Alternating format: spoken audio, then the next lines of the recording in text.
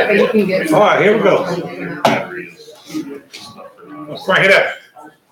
Good afternoon, ladies and gentlemen. It is afternoon meeting. This time we'll call ourselves to order. Thank you, Mayor. Mayor, we've asked Russ to provide a presentation offered to council members for basic general familiarization regarding the capacity fee study, the regulatory environment from which it was derived, and the city's plan to address that function and those requirements. Action is requested, not at this meeting, but at your subsequent meeting this evening, following a public hearing on the topic. And with that, I'd like to introduce Russ. Please proceed. Thank you, Larry. Mayor, City Council, appreciate the opportunity to provide information today about the new statutory requirements for collecting water and sewer capacity fees. This came out of the adoption of the legislature of General Statute 162A. What you're going to see this afternoon was presented to the Public Enterprise Committee at their February meeting. So they approved advancing all these items to you.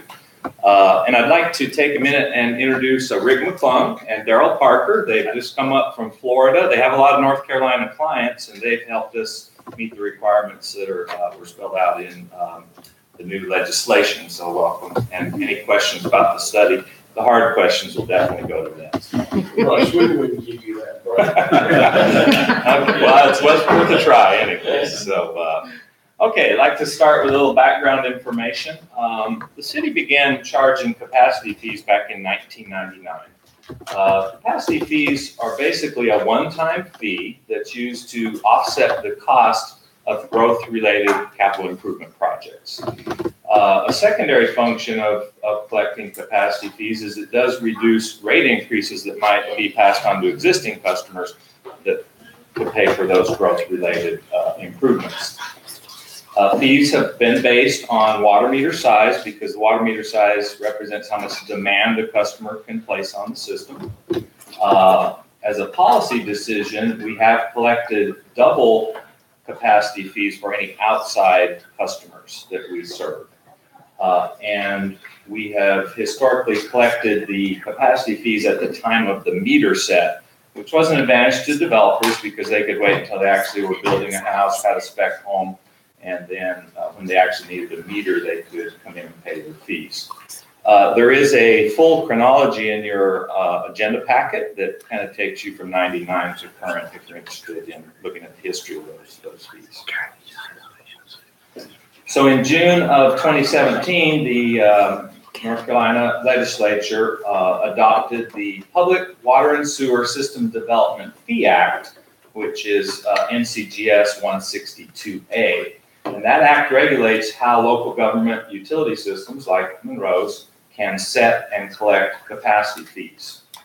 So go through the requirements that were spelled out in the statute. First, we were required to perform a study to determine the allowable capacity fees per unit of demand. The legislation required that certain credits be given to the fees to ensure that customers weren't paying debt service on top of the capacity fees. So that was a mandate.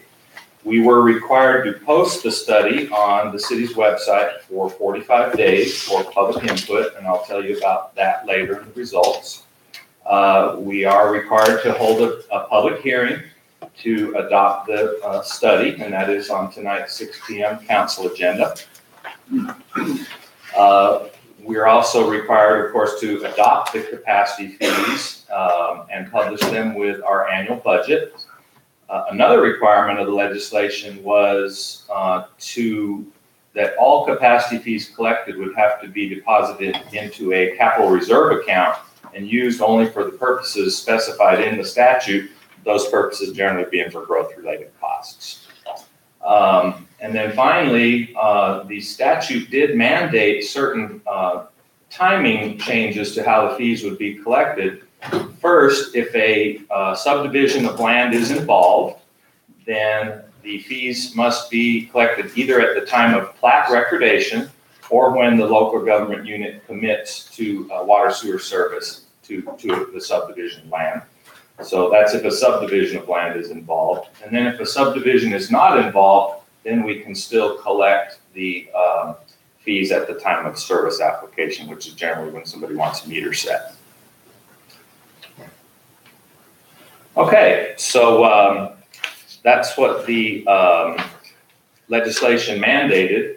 So now I want to focus on the capacity fee study. As I mentioned, Wilden Financial Services was selected to help us navigate through this requirement. And the study is in your packet. There's a lot of information in it, and we have it queued up here. And so any questions you have about the study, we're more than happy to dive into. So I'm going to provide a very high-level summary of really what we found as part of the study. And if you want to drill down below that, we'd be glad to do that. So again, the Wilden Financial performed the study for us to meet all the requirements of the statute. In a nutshell, they used the two allowable methods that are spelled out in the legislation are called the buy-in method and the marginal cost method.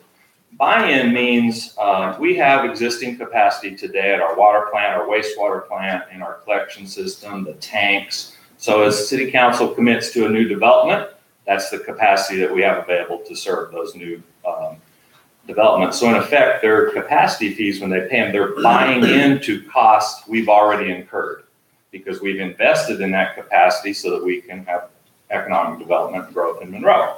So that's the buy-in component. And then the marginal cost component looks beyond the current capacity. If you look at our 15-year capital plan, Council is well aware there's some very expensive items out there in the 10 and 15-year horizon, a replacement of our wastewater plant, things of that nature. So the marginal cost method allows us to capture those costs so that new customers coming in will also pay for those. So those are the two allowable methods that are spelled out in the statute. And really what they're doing in the study is separating the growth-related cost for water and sewer. So keeping those separate because we charge a separate fee for water capacity, separate for sewer capacity. So in a nutshell, here's what the findings were. The study found, here's my mouse, that by law, we would be allowed to charge fees of up to $2,840 for water, $3,140 for sewer for an equivalent residential unit. That would be a typical single-family home with a 3/4-inch water meter. That's the baseline of equivalent units. Everything above that is scaled up, and I'll show that here in a moment. So in effect, we could be charging up to $5,980 for that new equivalent residential unit, while our current fees today are $47.36. So we're quite a bit below what we could be charging under the new study. I want you to also pay attention to these percentages because I'm going to talk about rebalancing these fees here in a moment. Based on the study, the growth-related costs allocated out to be 47.5% water, 52.5% sewer. That's a slight reversal from our historic fees, which were 53 plus or minus water, 46 plus or minus sewer. So that was a little bit of a change based on our existing capacity, the buy-in method, and also the marginal cost method, looking at our future costs. So any questions about this so far before I get into the staff recommendations? You know what I'm going to ask, how does this compare? How does these figures compare to other cities of our size? And, you know, I may not say this right, but it's not about how much we can charge, how much do we need, is what I'm saying. But I want to know that just how do we compare with the other cities? So one component in Wilden Financial's study, Mayor, was to provide that benchmarking for us. What's happening is everyone across the state is in the same shape as Monroe. They're all doing these studies and they're all updating and changing their fees. So it's in a big state of flux right now across the state. So we will have those numbers after some of these jurisdictions work through the process and we see what they do to their fees. But to give you an example, this isn't in your packet, but I can provide it because I knew you were going to ask this question. We looked at Wilden helped us look at 15 comparable utilities: Gastonia, Charlotte's a little large, Concord, Kannapolis, Asheville, Brunswick County, Union County, Cary, Mount Holly. We're out of the 14 we looked at, we are the 5th highest, so we're 36%. But when you look at the range of those, we're within about 15% of all 14. If you throw out kind of the high and low, so we're very comparable to the other systems across the state that benchmark with us. And you'll see in my recommendation here in a little bit, Mayor, even though we could raise our fees significantly, we're going to recommend something less than that. There's reasons for that, which we'll share with you. So we feel like we're in pretty good shape, really, when we benchmark. But the other thing you have to consider, and this is dialogue we've had previously, when you look at our user rates, so not the capacity fees, but what we charge just on a monthly bill, we're in the bottom 20% of the state. So our rates are very, very low, and that's because we do offset some of those growth-related costs with capacity fees. So there is a trade-off there. By charging maybe a little bit more for capacity fees, we maybe protect our existing customers a little bit more. So that's been a trade-off over the years that we've discussed with council, and they were for that. They were in favor of that. So, does that help? Yes. I'll reserve my other questions when I get you what you're going to recommend. Okay. I may not need to ask that other question.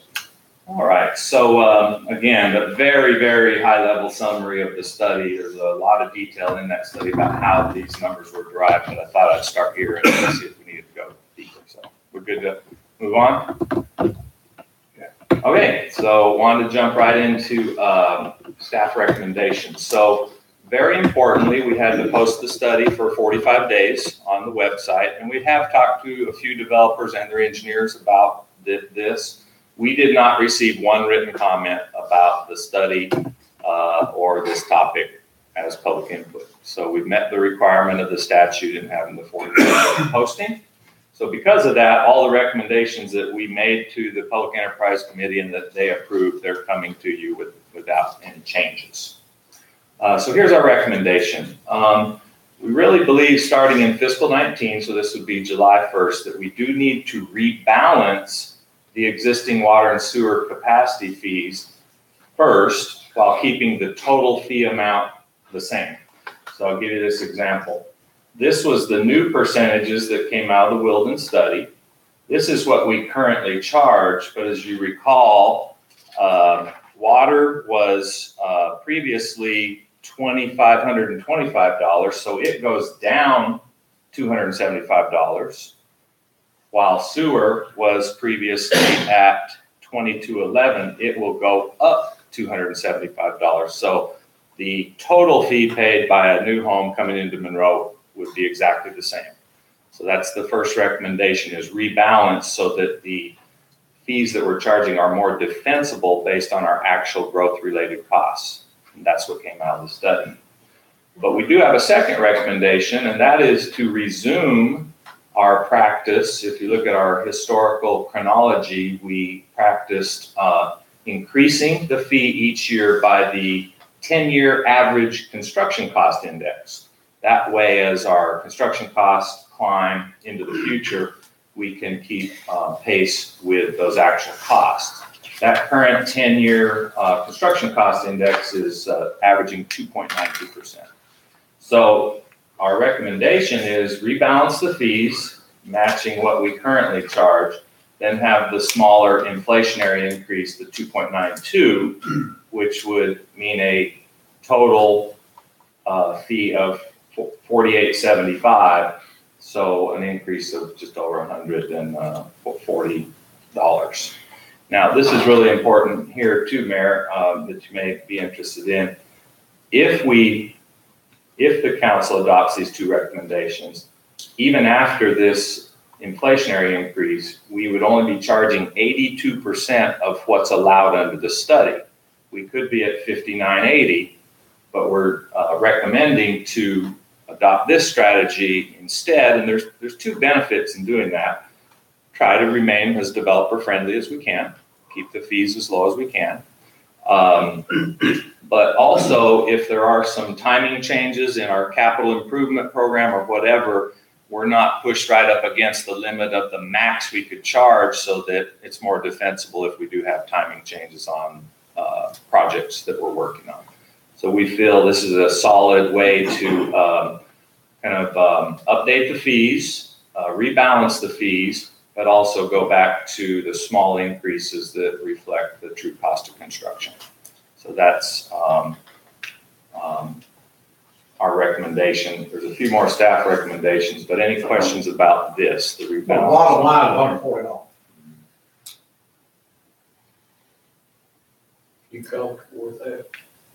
We haven't seen really, Lynn, that these fees have detracted development. I mean, you see the projects, the Seacrest Commons and the Popland Ridge and the Oakton and the projects that have recently annexed into Monroe. That's almost 800, single family residential units. It's really a cost of business for the developers. And I feel like through this study process, I feel like I know Union County is considering a pretty sizable increase to theirs. Right now, we're within a couple $100 of Union County as a benchmark. They're considering a pretty sizable increase. Not that it'll be adopted, but they are considering it. So I feel like we're competitive, and I don't feel like it's going to impact interest in Monroe. That was a good report, very well laid out. Something like that you can understand. Good job on it. A few more recommendations, and then we good with this slide? Yeah. You don't have to make a decision on the fee till May 1st. That will come to you with the fee schedule. But at the public hearing tonight, we will be asking for action on the adopting the study and the reserve fund, setting up the reserve fund. That's needed whether we raise the fees or not. We have to do those two.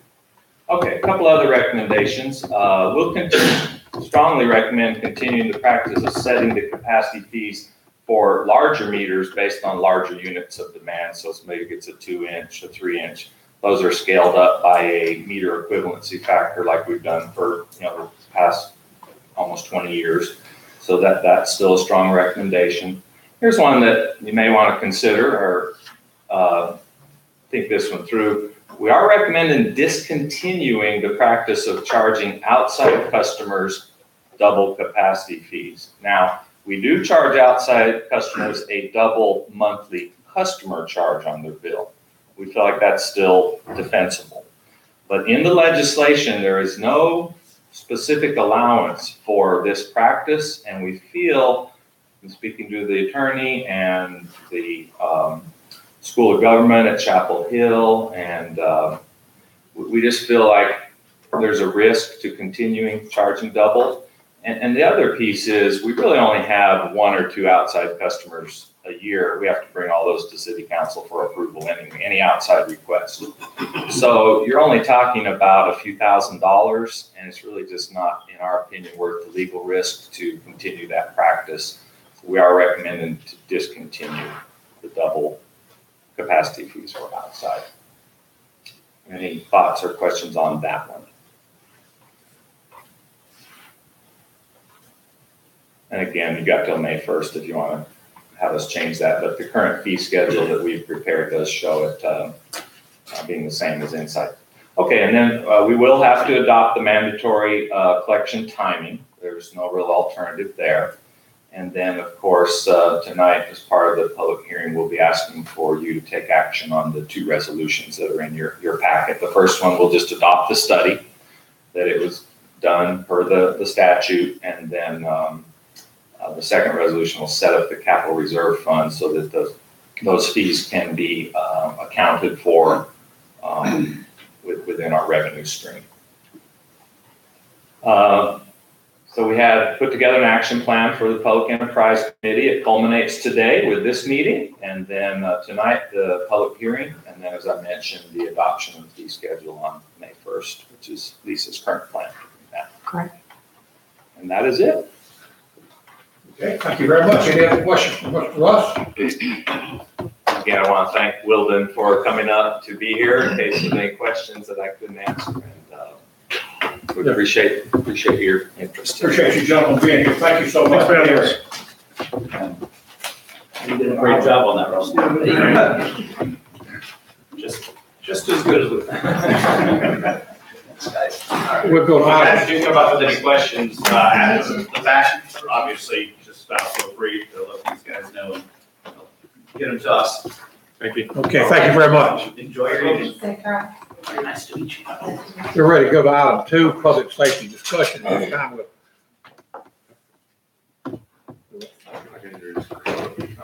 Mayor and City Council, we'd like to offer a pair of public safety initiatives this afternoon. Initially, I'd like to invite Chief Ron to describe a safer grant application for staffing, which is loosely tied to a long-term budget initiative to establish a fire station for the Northwest Fire Districts, which is needed to reduce the fire response times in the Northwest Fire District areas. Chief, if you could talk about the safer grant. Sure. Thank you, Mr. Mayor. Mayor and Council. Which one does it run? Go.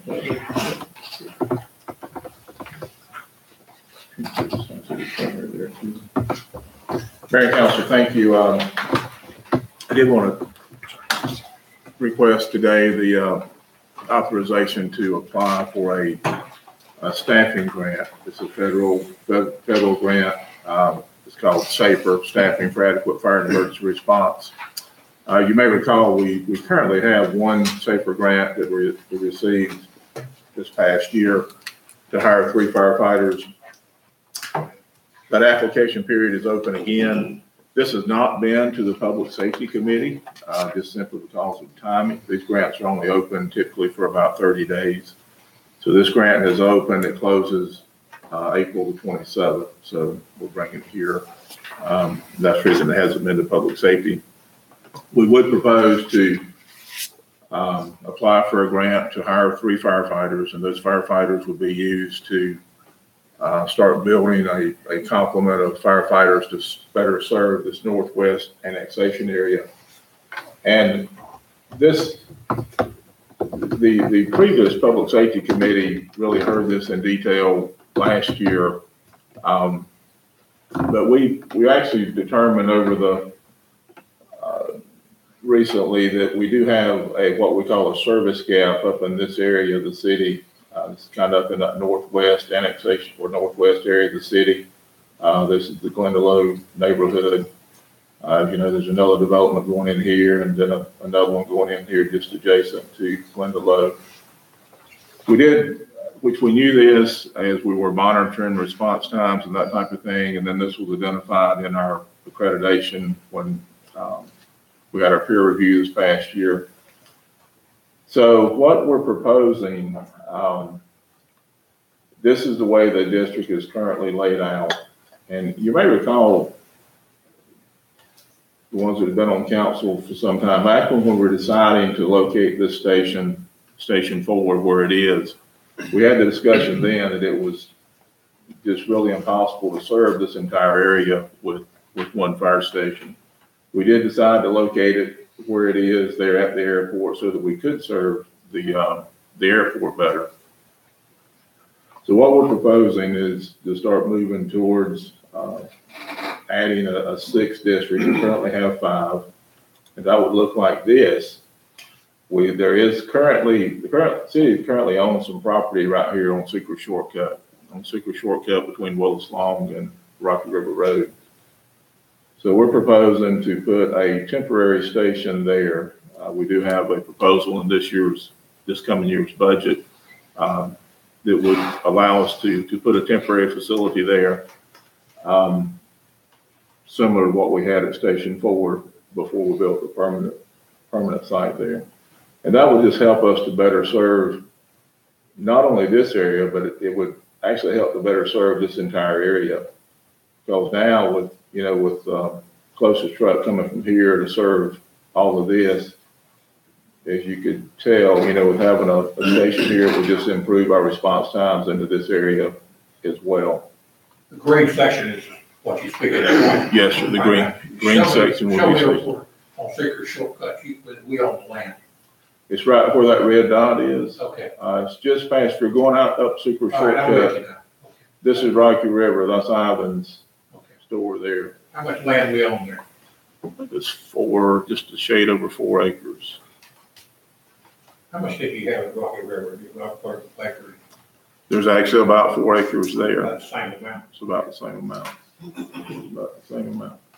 So what we're proposing is, again, we do have a request in this year's budget for funding to put a temporary facility there. So these firefighters awarded off this grant would allow us to start building that complement of firefighters. You know, eventually, obviously, the goal is to put a four-person crew there. That's a multi-year process. The manager and I have talked about that. So he's proposing a 10-year plan. I'm at 3, so maybe we'll get somewhere. Maybe we'll get somewhere there in the middle. But, yeah, that's right. So, Once staff that, like you talked about, how many personnel you gonna have? it would take 12 to staff it. Well, that's what, I didn't know, I knew you couldn't do it with 3, so Yes. we talking about 24 hours, so if you staff it for 24, you're talking about hiring 12 people. But near term, what Chief and I have talked about, not to steal his thunder, is he would, in a sense, rob Peter to pay Paul. So near term, meaning the first 2, 3, 4, 5 years, he'd be pulling folks from other fire companies to put out there. If there's a temporary station that goes out there. Well, if you do that, how you gonna maintain the other buildings if you take away what you already got? Well, and That ain't what we're gonna do. It is, I mean, it's a balancing act. I mean. I understand, I know. I'm just, On days when we're at full staff, days when we're at full staff, then we can do that. On days if we're at minimum staff, then obviously, somewhere you have to take them from somewhere. But again, this is a start. We've got to start somewhere. So we're proposing to start here. now, when you talk about 3 years, you talk about 3 years, and the matter of talking about 10 years, are you talking about growing from, if you get 3 firemen on a grant, if you don't, you talking about growing 12 firemen in 10 years? Or are you talking about growing 12 firemen in 3 years? My perspective would be that there's basically three items, 3 components. There's the staffing, Right. there's the building, and there's the equipment and apparatus. So meeny, miny, mo, one year we put some money aside for one of those elements, the next year for the other, and so on. And we'll wind through. You can't spread out and put the building out there in 10 years. You gotta put it out there or don't put it out there. That's really what I was saying. So, in a period of 3 years or whatever number you choose, that's what you pay. 1, 2, 3, any money, both type thing. Okay, but at the very end result, you're gonna need 12 people. Yes. Okay. And again, to start with, we would use one of our current reserve apparatus, an engine that we have taken off the frontline service. Again, just to help us get a presence in that area and to be able to improve our service there. So with the SAFER grant, it would be a request to apply for 3 positions. The SAFER grant pays for 75% of salary and benefits for the first 2 years, and then 35% for the 3rd year. All other costs would be our responsibility. The grant does require that there cannot be any reduction in staff in the fire department during that 3-year period, so we couldn't incur any layoffs during that 3-year period. And it does also require a letter of commitment from the governing body, so it would take a mayor or a letter from the mayor for us to put with the application. So that's our request and recommendation that council authorizes to apply for this SAFER grant for 3 firefighters. I'll be glad to answer any other questions that you may have. How long they participated payments on their payroll? It's a 3 years total. The first 2 years, they pay for 75% of salary and benefits. So we would have 25%. And the 3rd year, the grant pays for 35% of the salary and benefits. So we'd have 65%. Then after the 3rd year, they would be totally ours. On the 25% that we pay for the 2 years, and the 3rd year is 35%, right? Is that what you said? the grant pays 35% the third year. Okay. What is our cost at 25%? The total cost for the three firefighters, and these numbers are approximate, we'll fine tune them as we do the application, but the total cost for three firefighters is approximately $175,000 per year. That's for the life of the grant. Now, per year for three firefighters is approximately $175,000. That's salary and benefits for the three firefighter positions. So of that, in the first 2 years, the grant would pay approximately $130,000 of the $175,000. That's for year one and year two, and then year three, the grant would pay approximately $60,000 of the $175,000. Would cost us $46,000. If it's 175, and we pay 25% of it. Yes, the first 2 years, it would be about $45,000 a year. Each one, For all three. for all three. For all How much is that 145? What was 140,000 for?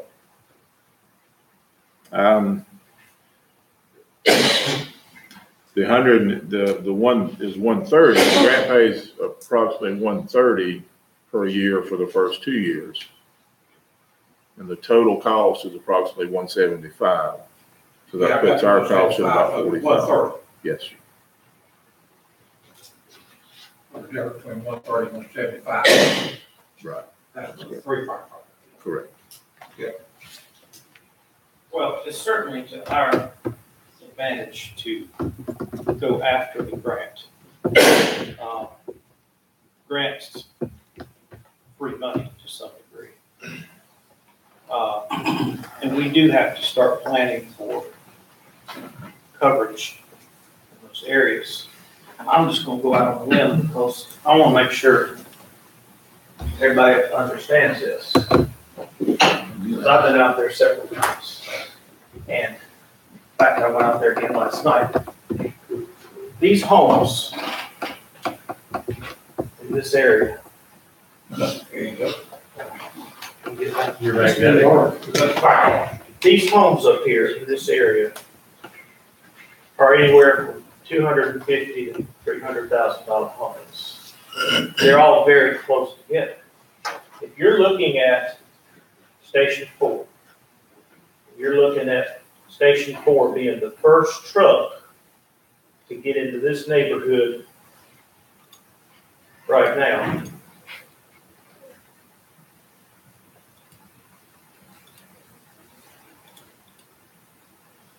You're looking at quite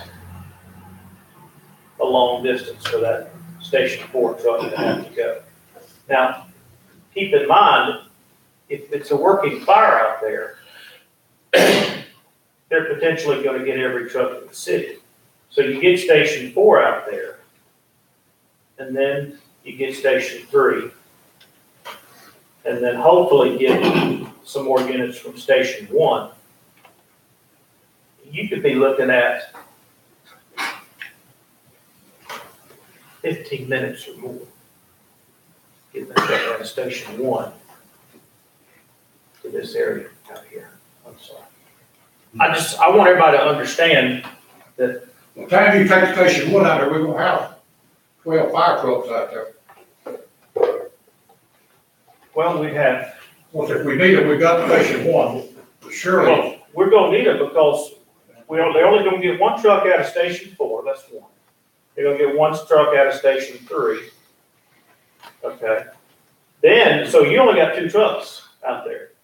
So Station 1 is going to bring in 2 more trucks, that's 4. And then if they take Rescue 1, that's 5. That's 5 trucks.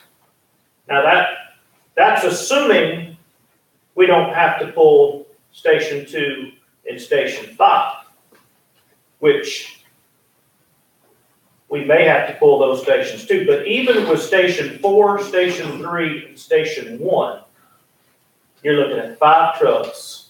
And if you've got a working fire in that neighborhood, you're going to definitely need all 5 of those trucks. Getting across, here's the other problem. Getting across 74. Because Station 4 and Station 3 have to cross 74, get out here. If you're looking at 5:30 in the afternoon, when traffic's backed up, and you've got somebody's home on fire up in Glendalough, and they're dealing with all that traffic to get across 74, we could have a bad situation with the current setup of stations. All I'm saying is to council members, it would be in your best interest to ride up to these neighborhoods and see what we're dealing with. Because when you go see it, you understand it. When you drive all the way out there, you start saying, wow, that's a long way out there. Well, it is a long way out there, especially for a fire truck to get out there. So it's something we got to think about because we keep building and we keep annexing. And we're building more homes as we speak in these neighborhoods. And the reality is, they deserve the same level of service that anybody else in the city gets. So I think the grant is a start in the right direction. What is the average response time for the stations to get to homes that we service in the city? From each vantage point, because it seems like there's also disparity also down in this green area, up to the northern part of there. This is another area that we have a challenge to, just simply because of the distance. It's not quite as bad as this. And we measure this at the 90th percentile. In other words, for 90% of the calls.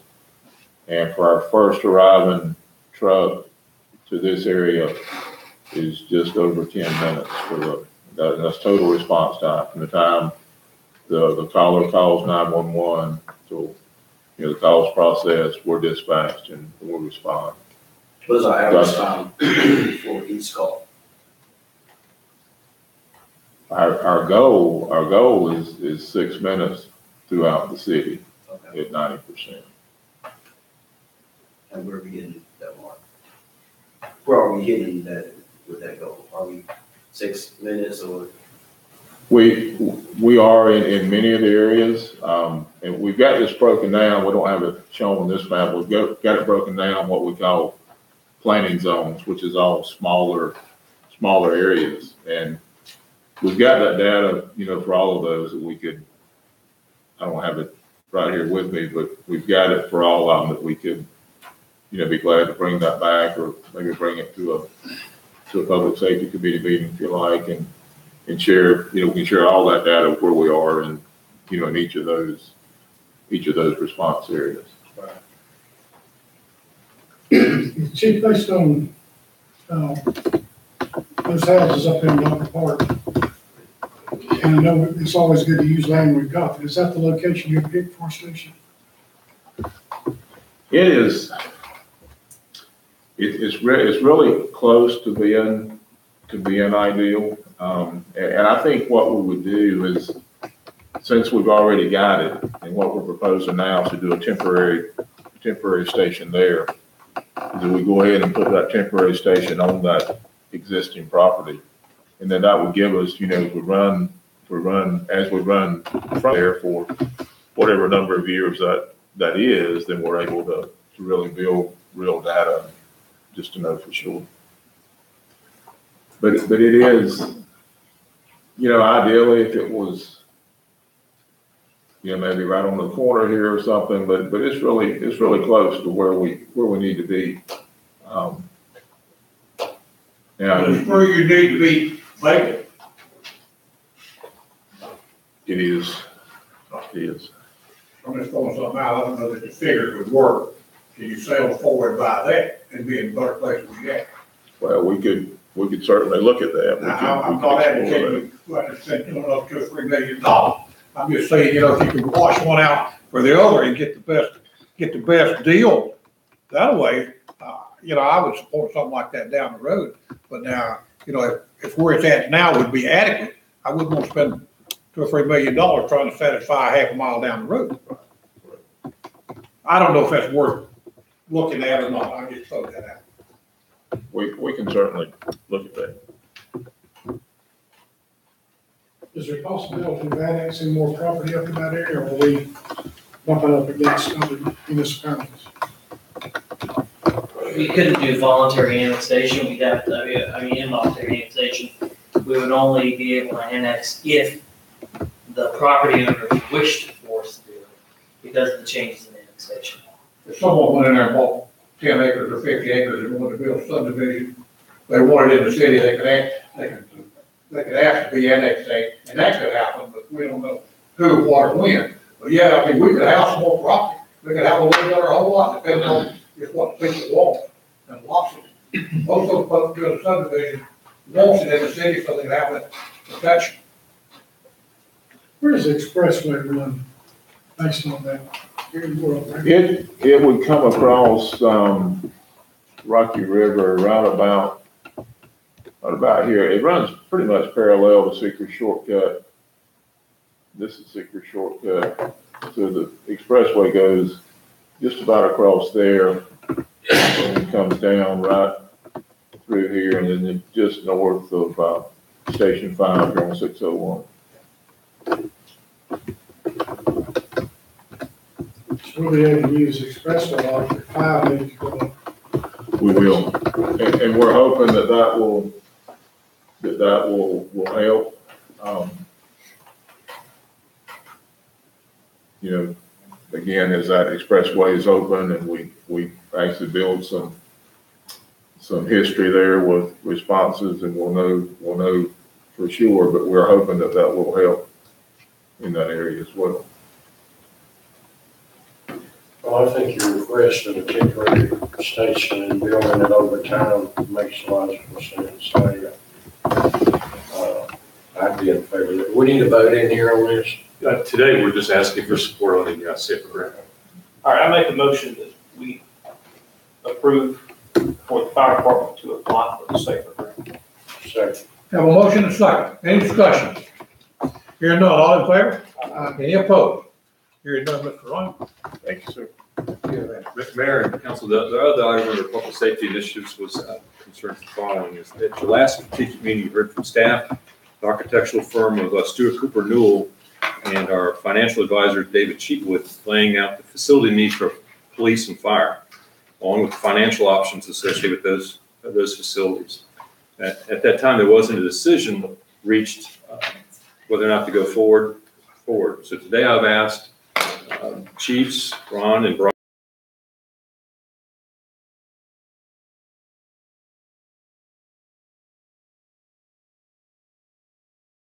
Chief Gilliard and Lisa, followed by Chief Fowler and then Lisa again.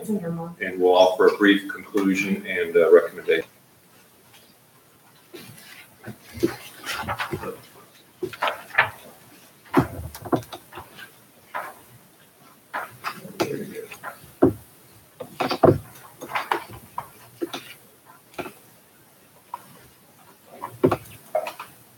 Sorted by date.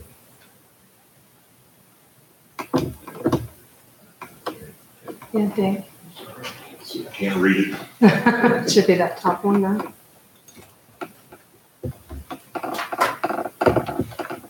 Thank you.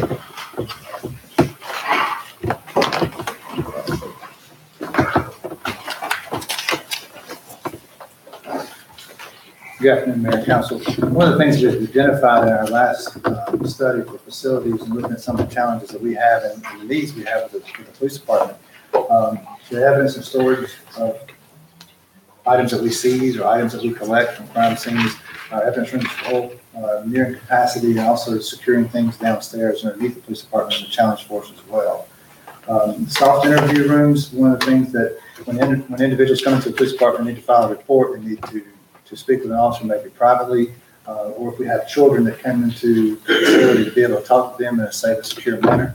Not everyone's under arrest, and sometimes folks just need help when they come to the front door. We don't have adequate space to help them.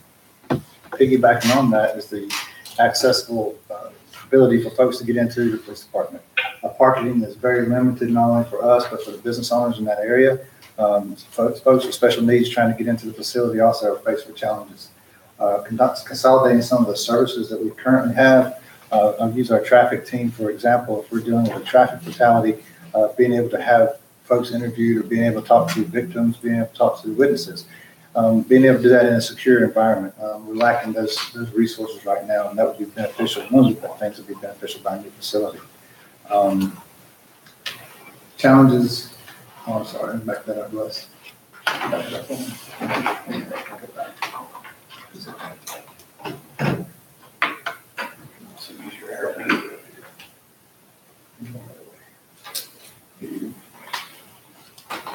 One of the challenges that we have with the current station is the interview room is very, very small. We're required to video our interviews now. We do that for successful prosecution of violent crimes. Also, storage. We currently have nowhere to store anything. We're stored at capacity, whether it be a server room or whether it be supplies for the department. We have continuous maintenance challenges with our facility because it's older. And we address those every year. Security. We don't have a security system around the police department. We just video. If we could not tell you who's coming in the back door, who's coming up beside the police department, so having a secure area and just general storage space as well is a challenge that we have. Inside the building, we're sharing it with fire administration. We have employees that share offices, and our detectives share offices. So we're cramped and we're in space need. So that was some of the things that we identified through our studies and through challenges that we are currently facing with our facility.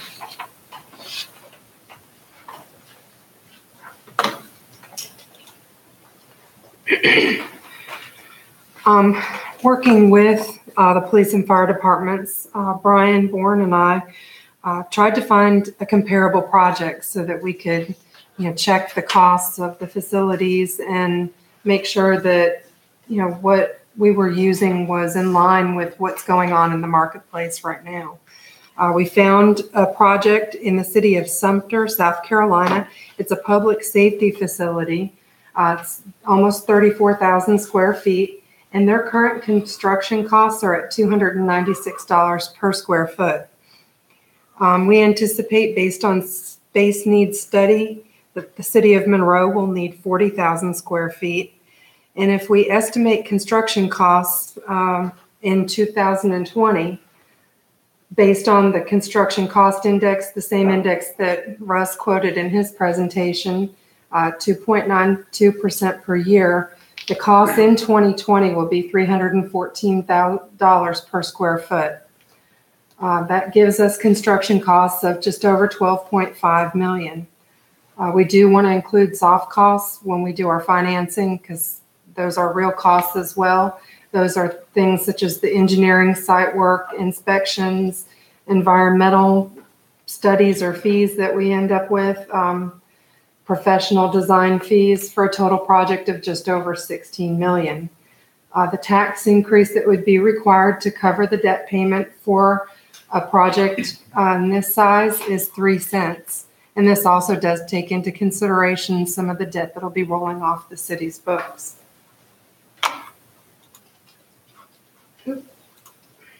Oh, goodness. We are mouse challenged over here.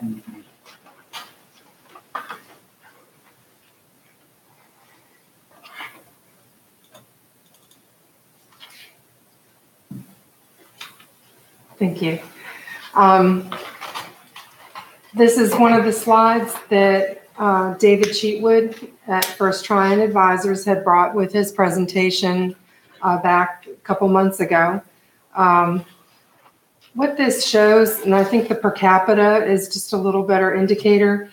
If we did just the police department, it shows on the top there where the city of Monroe is, and then what our debt would be per capita, if we issued debt just on a police department. And then you can see that'll put us in like about 75% down comparing to our peers. I think the only peer that doesn't show up on here is Mooresville, and they were just off the chart. They had excessive amount of debt, and they weren't comparable at all.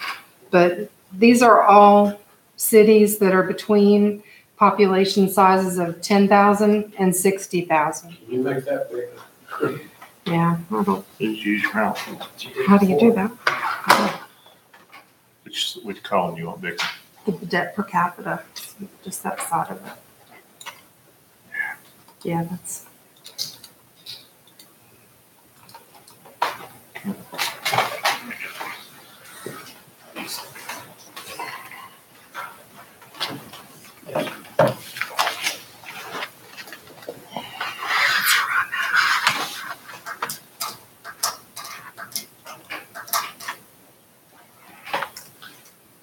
I did it inadvertently.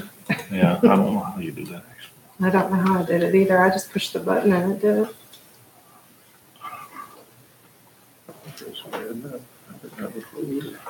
Yeah, it just happened. Sorry, I've never zoomed one in like that before. I'm not sure. Hold down control. Tried to right click, I don't know. I've never zoomed one in before, so I don't know. Well, then just Yeah, I Just did it take the- inadvertently. wheels in the middle there, just go up with it. Yeah, I bet I hit the wheel That when I did it. sometimes accidentally will. I don't got copies there.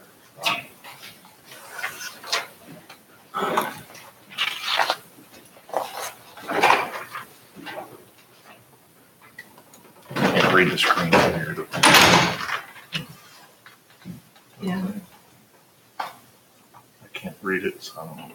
yeah, I can't either. I'll print it out for you. We can go on.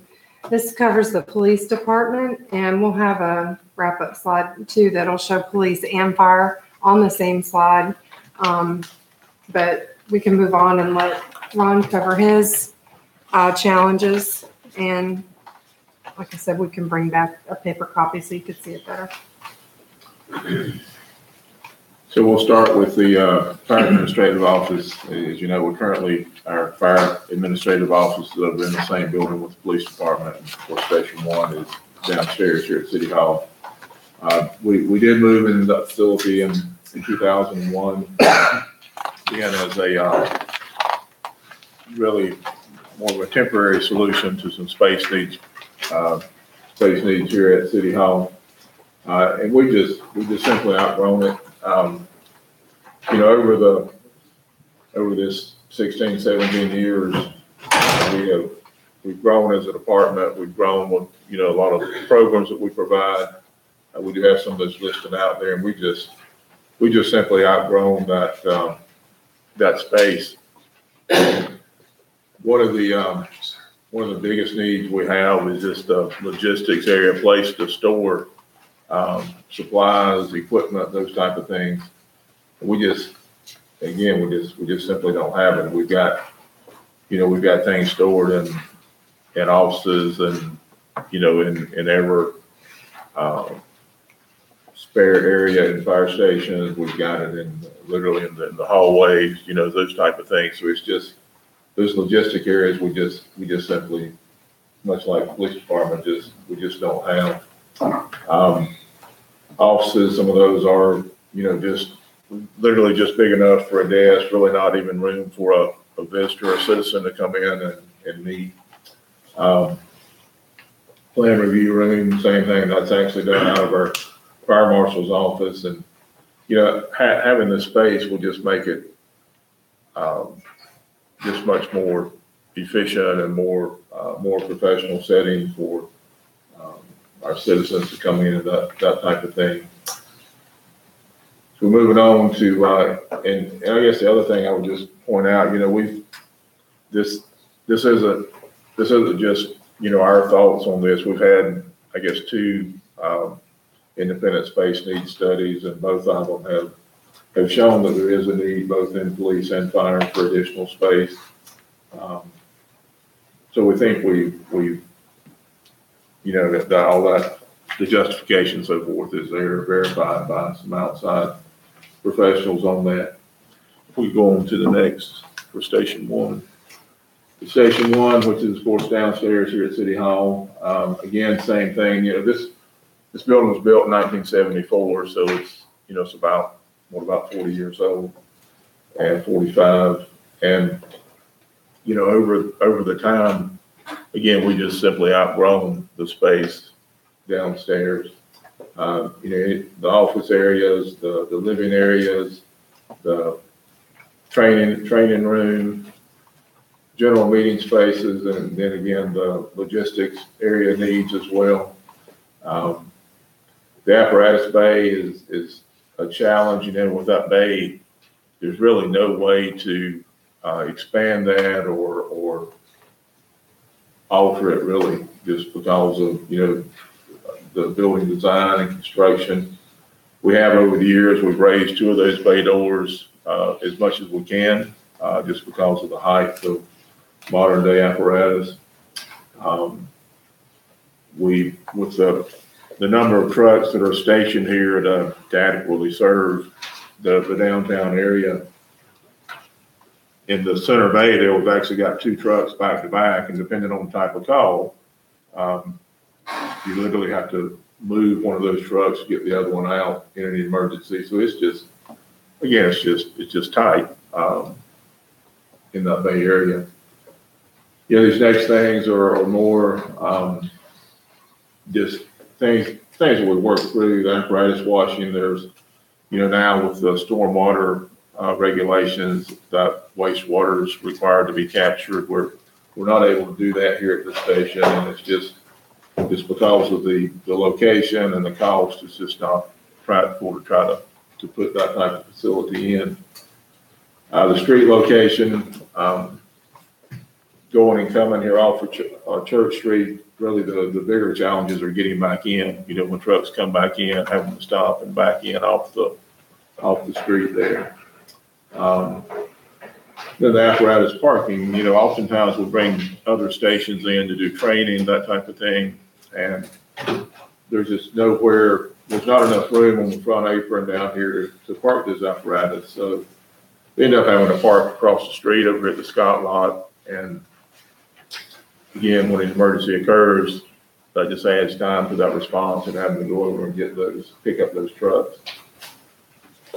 So again, I think as far as both facilities, we've looked at it internally as staff studies. We've brought in external professionals. We did the Creek study back in 2011, and then Stuart Cooper Newell recently, and each has shown that there definitely is a need for additional space, both for the fire and police.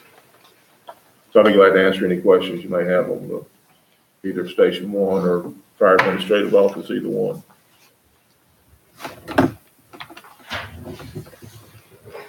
Any questions, Fire Chief?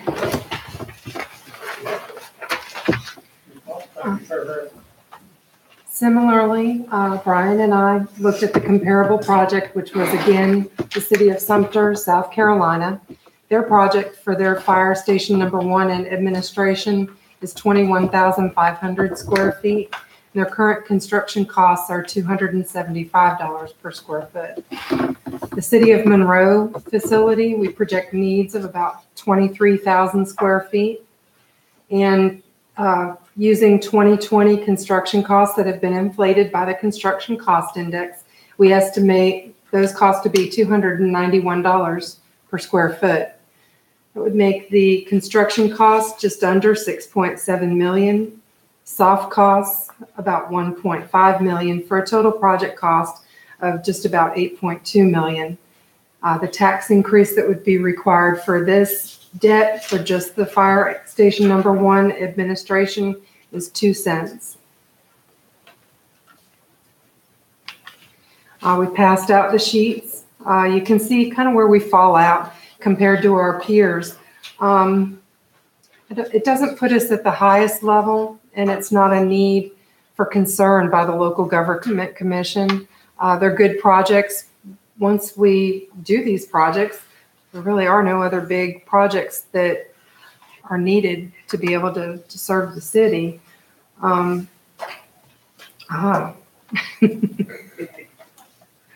would that put us? We don't have a straight in here. information on? Up on the top, you see there's a 566 is what we would be at, the new. So if you look down in the graph, we would fall just right about below Apex, above Wake Forest on the per capita.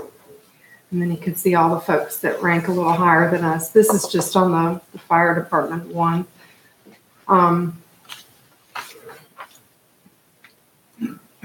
We can look at the combined total of the two projects.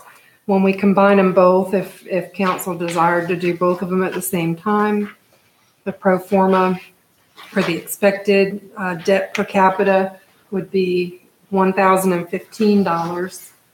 And that would rank us down there around just above Clayton, below Garner.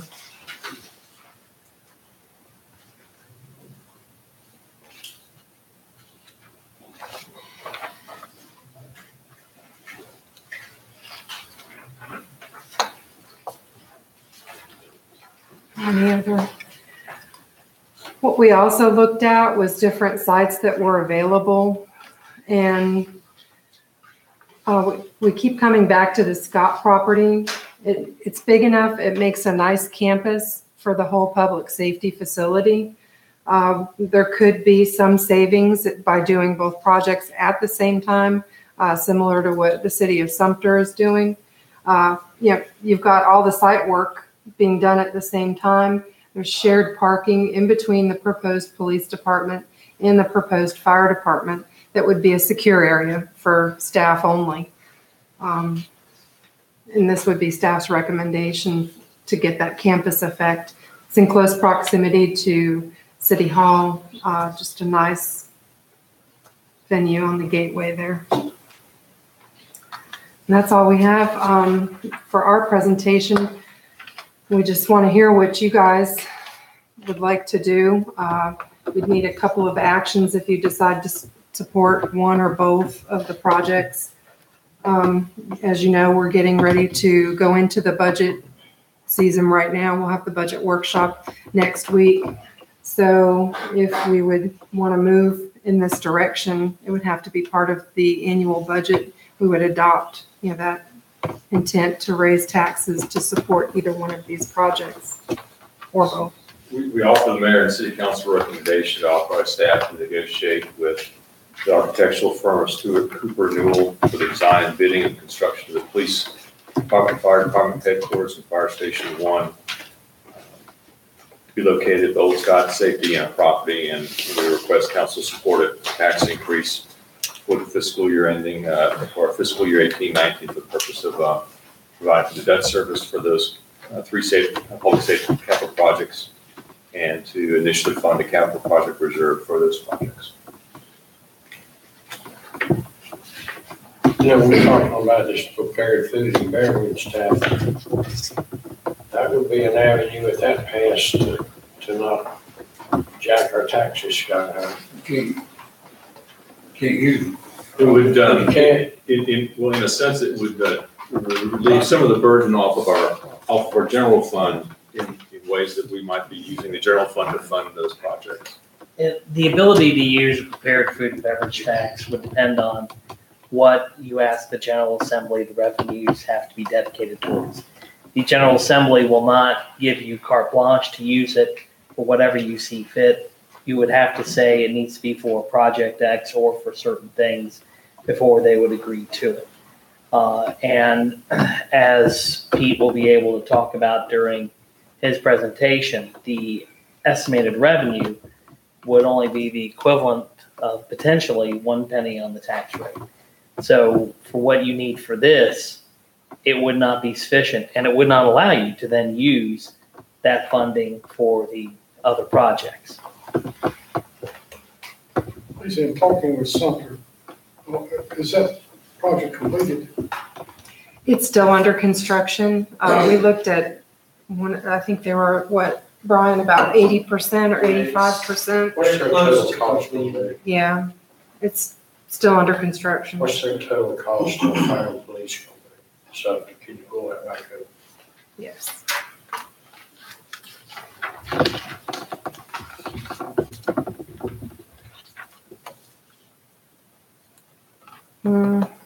Do you have that sheet in your packet over there, Brian? Yes.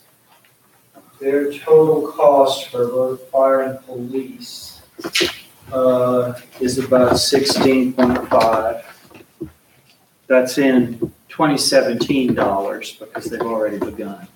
Just looking at cost per square foot, I mean, you're building homes for less than that. And I'm just wondering where that extremely high cost per square foot estimate comes from. And is, in reality, when the bids were let for Sumter, if they were in that range, or if they were, I know architects have, one fee and one amount in their mind and something else. The amount that we gathered from Sumter was based on construction costs only. That it did not include any of their soft costs. It's the actual costs, and that's based on the actual contract that they have for construction right now. So you're looking at about $8 million difference in costs from what you just gave them. 16 and 8 is 24. Yeah, about 5 of that's going to be your soft cost. And then some of our square footages were slightly higher.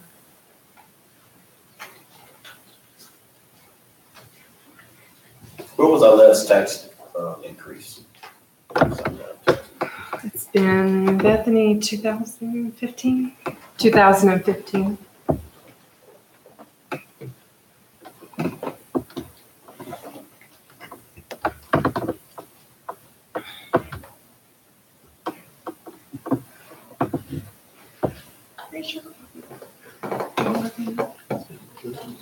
It was longer because we did revenue neutral. Yeah, we did the revenue neutral in 2015. So our tax increase was like back in 2012. And Gregory's. Yeah, it was still when Greg was here. It's been quite some time. These square footages are planning for the next, I'm assuming, 20 years. They are. Is it possible to reduce that now to avoid the tax burden? So we just add on as need occurs on down the road, 10 years, 15 years from now. Maybe this is a good question for an architect. Yeah, I was going to say, I don't know if you can design it with some attempt, to be able to add on. Like with a smaller building. Excuse, trying to avoid the taxes. Well, how would that do, Brian, being honest? Let's say you did 30,000 feet. How much you got now, 8,000 feet? Yes, sir. You did 30 with 10,000 expansion if you needed it. Yes, sir. How would that work? We could make that work. And this was a conceptual design that we put, if we moved everybody back into the facility and we did this in partnership with the fire department. So that would work. We could make it work because what we have now, we all realize it's a challenge, but moving forward, anything that we can do to help us, both of us. And I think that you see us working in tandem, Chief Fowler and I, we sincerely want what's best for the next generation of officers and firemen that are coming through. So anything like that, we can make that work.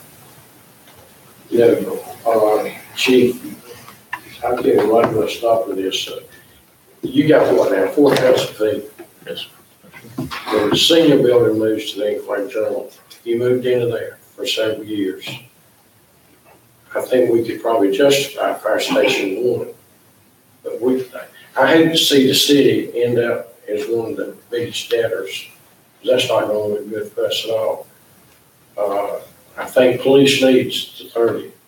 If you double your space for the time being, and you also got Fire Station 6 coming, there's only so much money to go around. I think we've got to try to figure out a way to make it work without hitting the button on everything. We're going to be way high if we do. That's just my opinion. Lisa, did you say if we did this would be some of the last projects that the city would need to do moving forward? Beside the redevelopment district, Concord Avenue redevelopment, and some of the rec projects, and the one-way street conversion, I didn't see any other big projects in the city's near-term capital plan.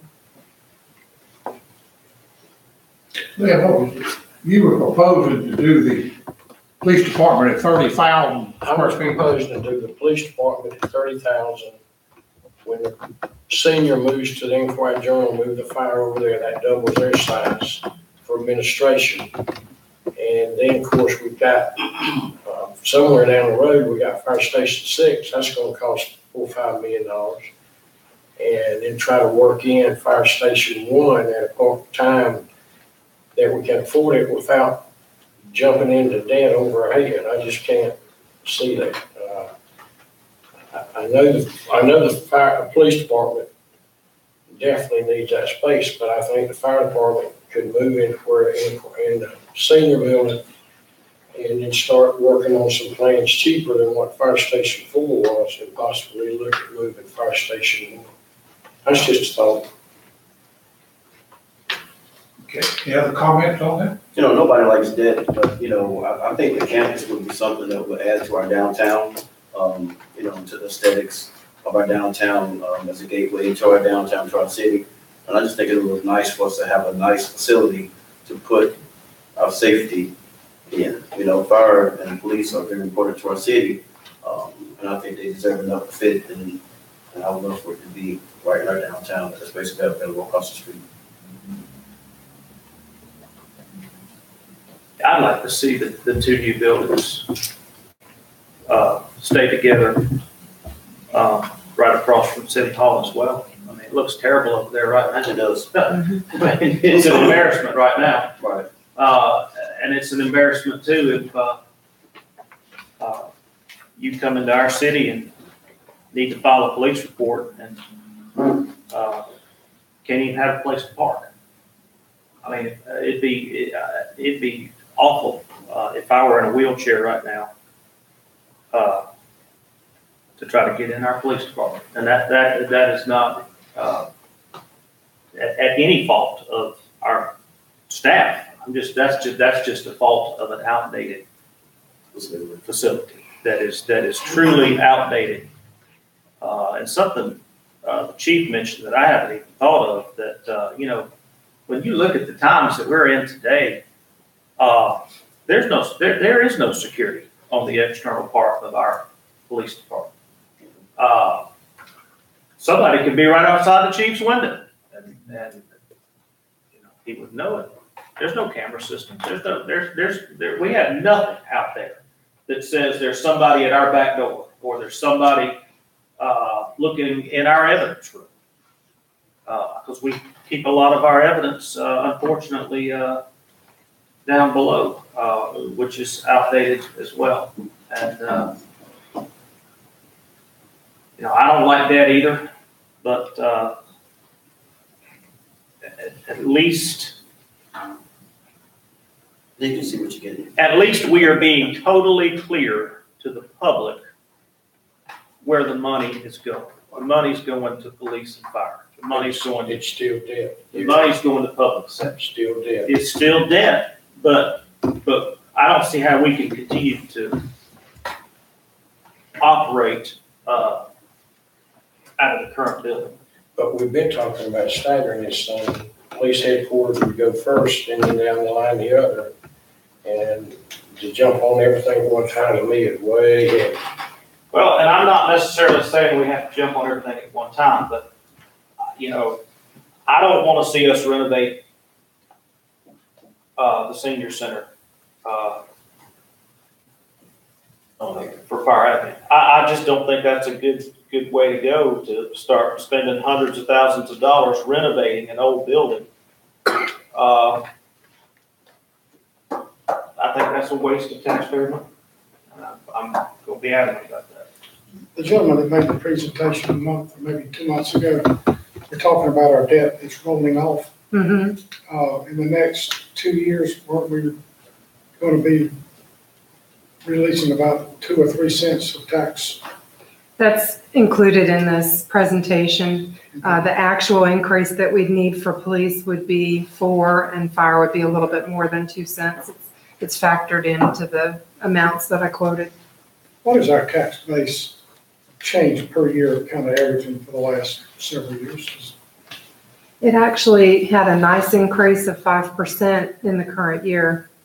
I was pleasantly surprised when I was working through my presentation for next week didn't realize it had grown quite that much. I knew it grew. It had been pretty flat up until this past year. We got the estimate from the county for next year's billing, and it is only a 0.2% increase over where we're currently at. But typically they've been pretty conservative on their initial estimates to us. So I feel like it'll be a little bit better than that by the time we bill in the summer. When is the next revaluation coming? Bethany, do you? At least 3 years is what Van said, according to Bethany. Because the last time the property values were down. They were. They're negative, so I think we'll see. And next one, it'll be up, so. Yes, hopefully they have rebounded. And I think he mentioned something about he's keeping a watch because there's different triggers if the values drop more than a certain percentage or increase more than a certain percentage. And there's a trigger that I think they're almost hitting on the top end because they have come back. I favor starting on considering one project and then maybe moving to the next as we go along. Go ahead and, as far as the location, we've got that. It's central to everything else. I think doing both at one time would be a mighty big bite to chew on. Well, you could, I hear what Gary is saying, and so forth. I just throw this out, Gary is saying, well, he don't want to spend this money to renovate a building, and that's okay either way. But, and I hear what you're saying, and I agree with that also. Well, I would say this, if you're saying, if the council says one now and one later, do you want to not renovate the building and just let that go and let them stay where they're at until the next couple, 3 years or whatever the time limit is? Or you want to just, or you still want to look at renovating that building? That's not a command center, so I don't think you're talking about enforcing to renovate that building for fire administration. Well, I was saying, the mayor says, you can build one, is what he's saying now, and later, and I don't know what later is, a couple of years or 2 years or 1 year, whatever it is. Then what do you want to do? Well, I know we're not ready to do it, but you might want to start thinking about, well, if we're going to build another one in 2 years or 3 years, then what do we want to spend this other money? Well, my thing is, if the tax base doesn't rise, there's really not an advantage in waiting. Just go ahead and do it all at once. You're talking about renovate? No, as far as doing the two projects at one time, I'm thinking if we get enough tax base. That's what I said, but you recommended one now, that's what I understood, is that right? Yeah, and if it's right, it moves to the next level. Yeah. Okay. Well, where are you at on that one? That's what I said.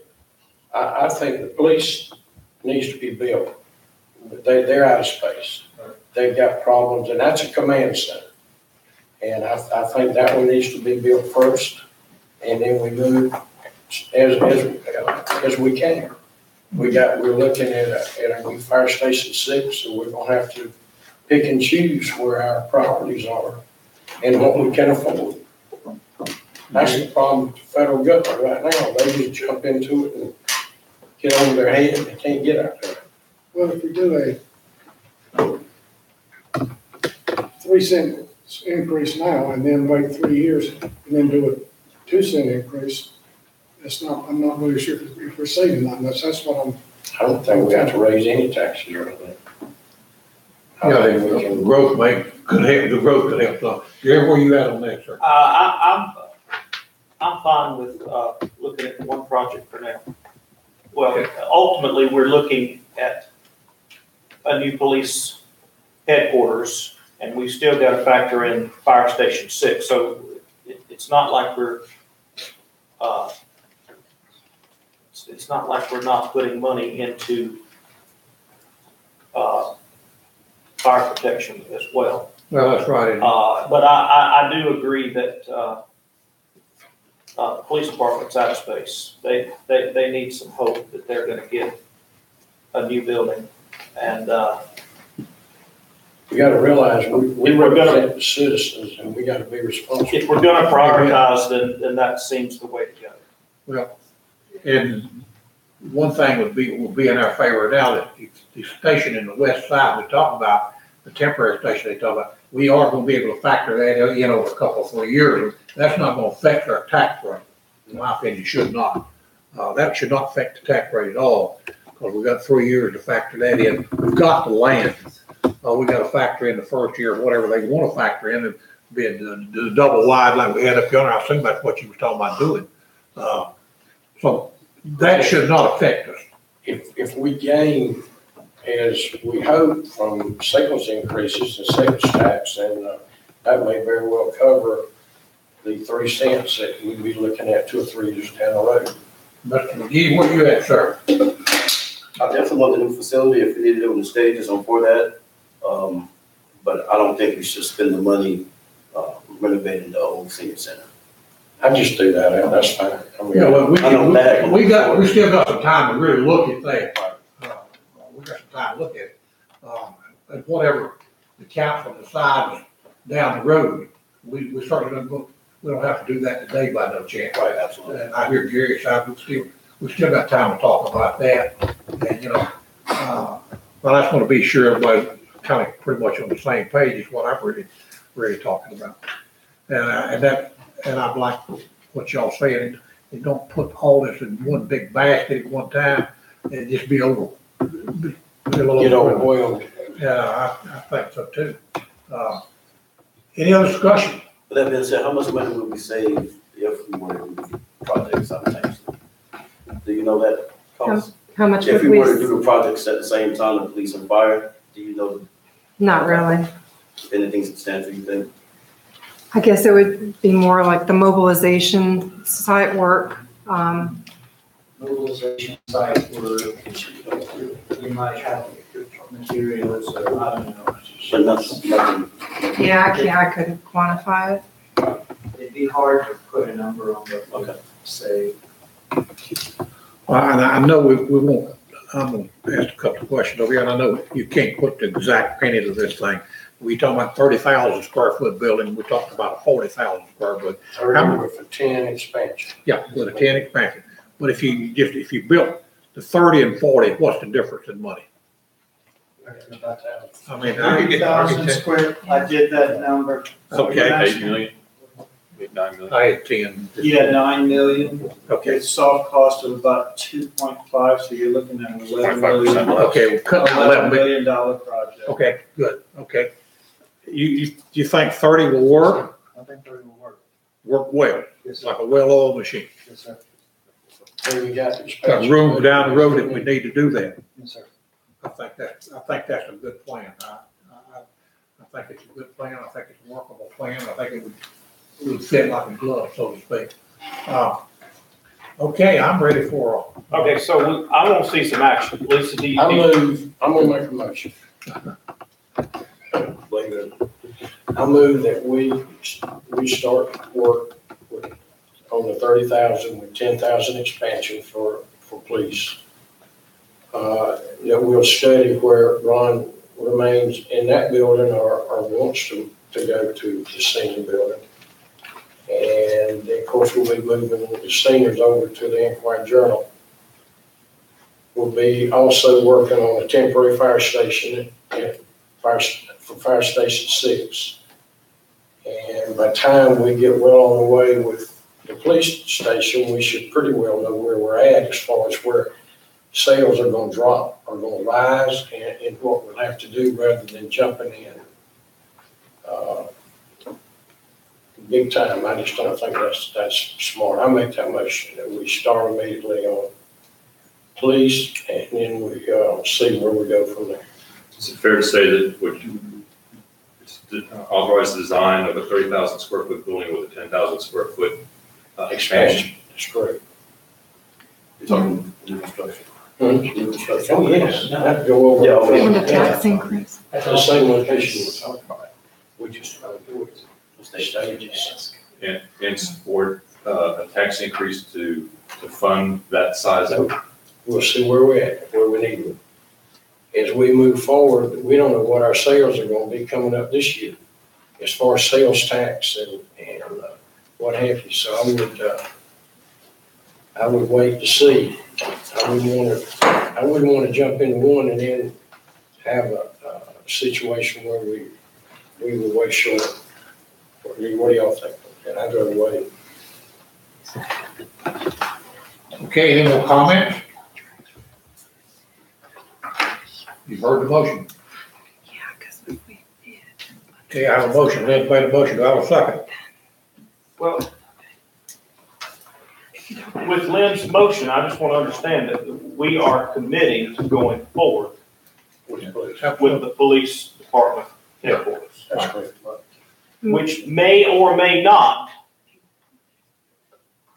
need a tax increase. That's correct. Okay, I'll second that motion. I have a motion and I have a second. Are there any other discussions?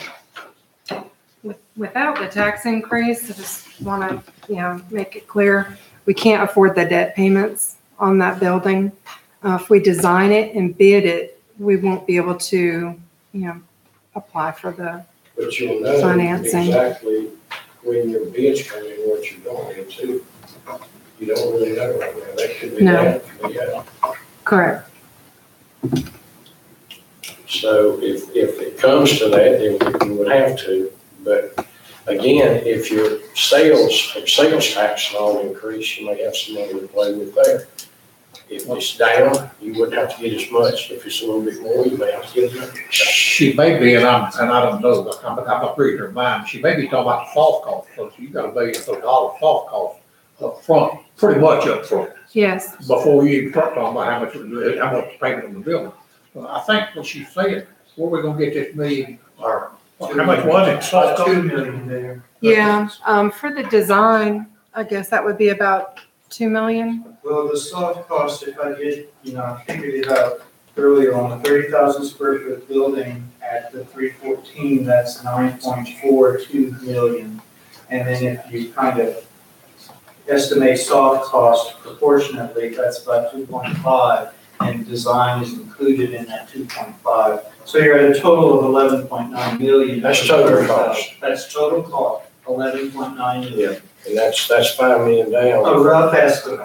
That's For $5 council's million purposes, How much? Madam Finance Director, at what point would you have to have the numbers set for LGC approval? And how would the LGC view it in terms of the funding source? At what point? Because council, if they were to make a decision on any rate, has to make that in this budget year for next budget year. At what point does that become an issue? That is correct. If we decide to raise taxes now, then it comes into play next fiscal year. The sequence of events would be we would bargain for the design contract, secure that, get it designed and put it out to bid. Once we have the bids, which would be sometime in next fiscal year, that's when we would approach LGC and say, we have these bids, well, a little bit before then, but we have our bids in hand. We know how much our project's going to cost. This is how much funding we need. If we can tie that tax increase to support that, it helps them, understand, how we're going to pay for the debt going forward. 3 cents. Mm-hmm. 3. Well, you need it in this budget or the next budget? This budget, it'd be better to commit it now with the project. I'd hate to design something and then either a different council or something changes, and now you've got a design and a bid that you can't move forward with because you have no funding for your project. Should do a 3 cent increase in property tax in order to pay for the police headquarters. Okay. That's an amended motion, need I ask you? It needs, the seconder needs to second that. I'll second. I have a The motion. original seconder, if that was seconded by. If not, then it's seconded by Mayor Pro Tem Anderson. So Okay, it's seconded by at least 2 people. by 2 people. Yeah. Mayor, can I- Second. I'm saying it's soft. And I just want to say, I think the motion was that we'd study where fire admin would stay. I think we wouldn't be better suited if we go this route to stay at the current location, just to expand into that full building rather than renovating the senior center. That's correct. I think your motion was that we'd study Yeah, that. So- But only temporarily. Understand, the goal is to get you new administrative offices and a new You station. know, there's no saying. As soon as we can. And you don't want to run, you're gonna crawl, walk, and everything. Okay, Lynn's got, renewed the motion, have a motion. I gotta have at least 2 people to second. I second. I have 3 to say. It's seconded a third time. In other words, Chief, you got your 4 votes. Unanimous, thank you. No, we ain't got them yet. Yeah. No, we don't have them yet. You We'll do have have, them in just a minute, one way or the other. you do have a motion and properly seconded. We have a motion. At least we have 4 a proper times. second. Now we're waiting on the mayor to call for the vote. Call for a vote. Any discussion? Any discussion? All in favor?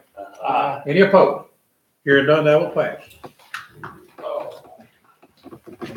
Thank All you. right. Item 3, discussion of prepared food. Who's second?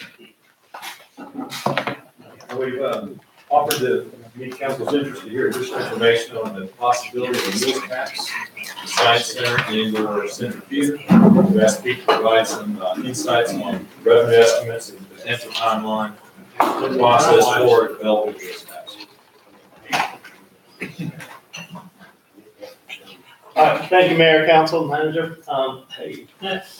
Basically, want to talk to you, give you a little bit of information on prepared meals and beverage tax discussion. We touched on it last council meeting, just bringing back a little more information and answer any questions you may have. I may defer to Majib or Lisa or Bethany.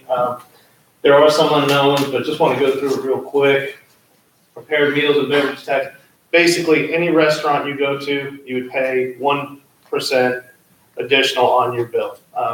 Prepackaged food at gas stations, at grocery stores, anything like that, you would pay 1% additional on your bill. So any of our fast food, any of our sit-down restaurants, and basic example, you go to QT and you get a prepackaged meal or something at $4, you're gonna pay 4 extra cents on your meal.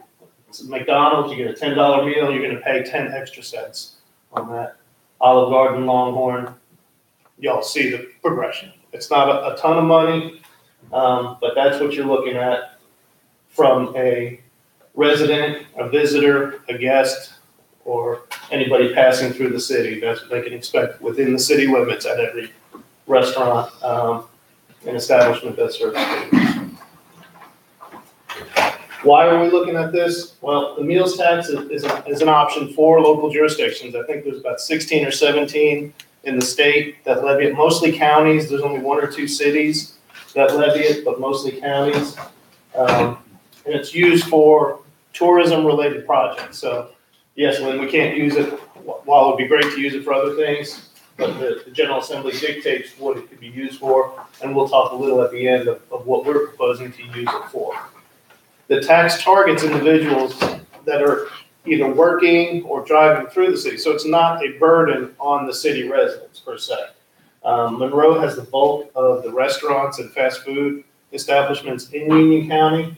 So, if you look at that breakfast, lunch, and dinner crowd that are eating in Monroe, it's not all city residents. You have a lot of folks that work in the city that'll eat at city restaurants, but they might live in the county. So it's not putting the total burden on property owners and city residents. The transient population, basically the folks that are working or driving through, folks that are going to the beach from out of state. And, it's a tax, but it's basically optional. If you choose to eat at these establishments, then you're going to pay extra. It's very similar to our hotel occupancy tax. You stay in our hotels, you pay that extra fee to stay. The 1%, again, is more easily absorbed and spread out if residents take advantage of it. as opposed to a property tax increase. And, most importantly, I think for you all, this option would allow the residents to actually vote on whether or not we implement that. And we understand this is a tough road to hoe. One, we have to get through the legislature, and then two, we have to get through a vote of the public. And one of the good things that we have, since we already do the hotel occupancy tax, is we have a mechanism of collection, disbursement, and oversight already in place. Some folks don't. Here's the real gray area. What is the amount of money that it could bring to the city? So we've looked at a couple different options through our tax office, through the Department of Revenue. The first method, we looked at the big picture number for the county. How much money in food and grocery sales does the county do as a whole? And kind of pared that down to what percentage would be in Monroe. And we got a figure, and Lisa, correct me if I'm wrong, from a low figure of $200,000 a year to a high figure of $600,000 a year. Another method that we extrapolated from another city that collects this tax, a county that collects this tax, scaled back to Monroe's population. So we're 8% of that county's population. So we scaled it down, and that projection said we could see 300,000 to 400,000. And then one we really don't like to use, but it's some of the data. A 1% prepared meals tax would equate to basically 1 cent of property tax. So you're looking at 300,000 or so. So all of these figures put us in roughly about $350,000 in potential revenue to the city. So what it would be used for, the first aspect of it would be used to pay the debt service on the construction of the Monroe Science Center and the exhibits. We're looking at borrowing roughly $3 million for the Science Center with a debt payment of roughly $200,000 to $215,000 a year on that debt service. And I think it's a 20-year, if I'm not mistaken, Lisa. It is. So, and if we do collect, say we collect $300,000 a year, we would use that money to offset any operational gaps in the Science Center as well as the Center Theater. This way, this is where it comes into play with Lisa and what you were saying. The city general fund is not going to have to subsidize any gaps in those projects should they not meet expectations. This money would help bridge that gap. And then if there's funds beyond that, then we would start stockpiling and looking at next phases of the Science Center, next phases of the Center Theater. I want to point out one very important thing. While this is what we would intend to use to be, it wholly depends on what our friends in the General Assembly decide to go with say. When this was passed in 2005, there was the ability to have a referendum. The bill was limited to construction of the Civic Center. Of course, the referendum failed, but in this case, we would ask for all these things with the hope that we would get that. But we are at the mercy of our friends in the General Assembly if you chose to go there. And that kind of leads into our next thing. Our next step would be one for you all to approve moving this forward to your full legislative agenda that we would present to our legislative delegation. We would have to convince those 5 individuals to all be on the same page and say, hey, this is what the city of Monroe wants. This is a good thing. Allow them to file a bill. Then we'd have preliminary discussions with some folks that, we don't even know if it would pass, one, through our legislation, because we would need all 5 of our members to be 100% in favor of it, and then it would have to go through the process since it's the short session. Just a question. In the surrounding cities of Warsaw, Monroe, Lexington, all of those, any of them have to pay the tax? What I can tell you is that the only city that does in the state, we understand is Hillsborough in Orange County. The rest counties do it. So, for example, anyone in Mecklenburg County, Mecklenburg does it to the tune of about $29 million. And you were asking, I think, for other counties. Look at this slide here. We can tell you that Wake County does that as well. Wake, Mecklenburg, Dare, Cumberland, and those are the ones that we can tell based on the 1% rate. So those counties do it, and Hillsborough does it as a municipality in Orange County. Yeah, so again, we'd have to have our delegation support it, then have to pass through the full General Assembly, and that wouldn't enact it, that would just allow us to put that on a referendum at the November election. So, once you approve it, they would have to approve it, then, the last thing is we'd have to identify stakeholders and groups.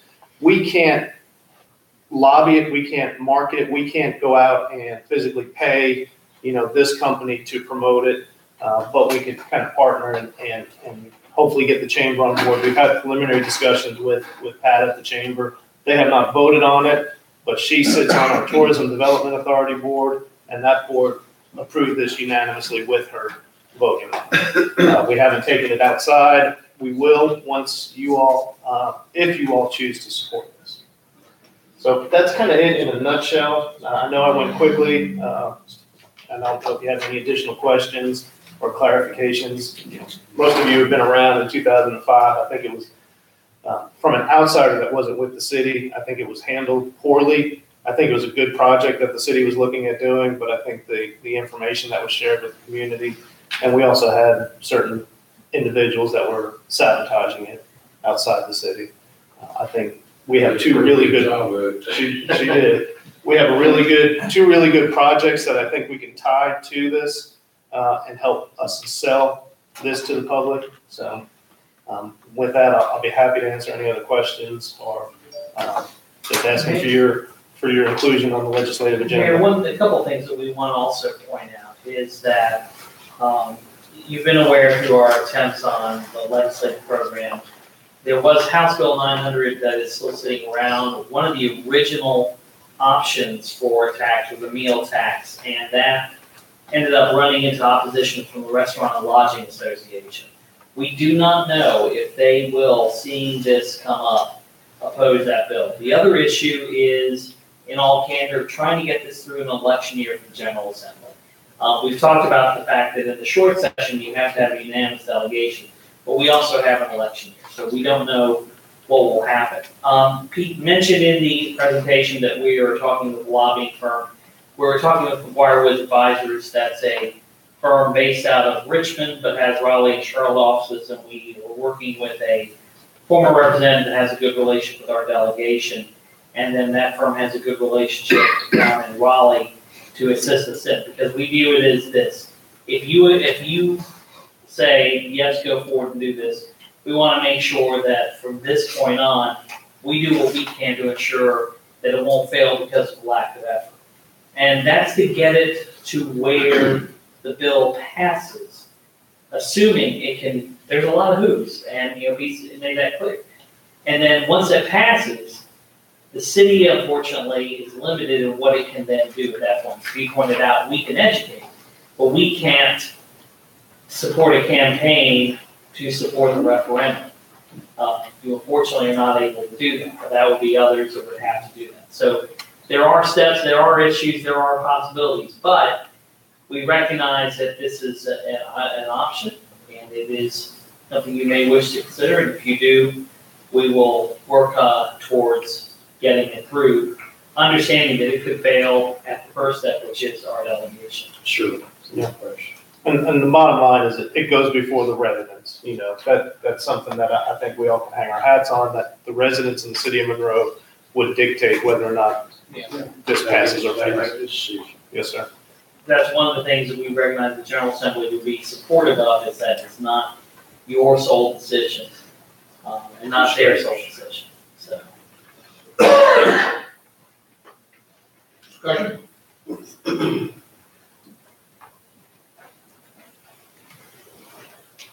Mr. McGee? I'd like to make a motion to add fair meals and beverage tax to the legislative agenda. Second. I have a motion to second. Any discussion? Hearing none, all in favor? Any opposed? Hearing none, all in favor? Thank you. Okay, or any other business that we brought this afternoon? Okay, we've got about 15 minutes. I'm moving to adjourn. Have a motion to adjourn, all Second. all in favor? Adjourn. Thank you very much. Thank you, ladies and gentlemen. I know, right? Thank you. Yeah. Appreciate you coming down.